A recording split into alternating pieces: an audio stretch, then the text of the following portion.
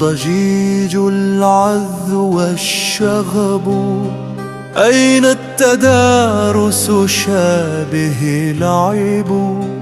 أين الطفولة في توقدها؟ أين الدمى في الأرض والكدى؟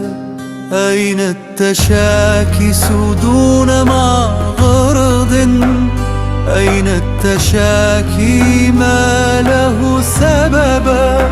أين التباكي والتضاحك فيه واجتمعا والحزن والطرب؟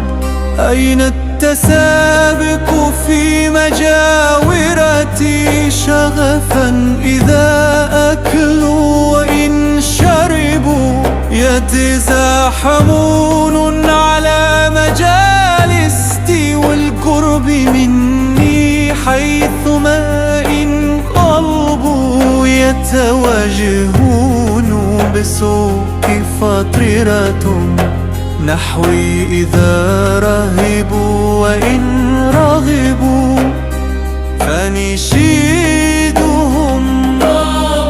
إذا فرحوا وأوعدهم إذا غضبوا وهتافهم إذا ابتعدوا ونشجيهم إذا اقتربوا بالأمس كانوا ملء منزلنا واليوم يحلى اليوم قد ذهبوا. وكأنما الصمت الذي هبطت أثقاله في الدار إذ غربوا إغفاءة المحموم هداءتها فيها يشيع الهم والتعب. ذهبوا أجل ذهبوا مسكنهم في القلب ما شطوا وما قربوا. إني أراهم أينما التفتت نفسي وقد سكنوا قد وثبوا. وأحس في خلادي تلاعبهم في الدار ليس ينالهم نصب. وبريق أعينهم إذا ظفروا ودموع حرقتهم إذا غلبوا. في كل ركن منهم أثرا وبكل زاوية لهم صخبوا. في النافذات زجاجها حطموا في الحائط المدهون قد ثقبوا. في الباب قد كسروا مزلجه وعليه قد رسموا وقد كتبوا. في الصحن فيه بعض ما أكبوا في علبة الحلوة نهبوا.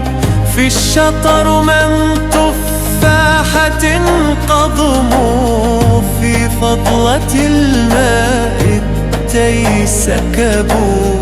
إني أراهم حيثما انتجهت عيني كأسراب القطان سربوا.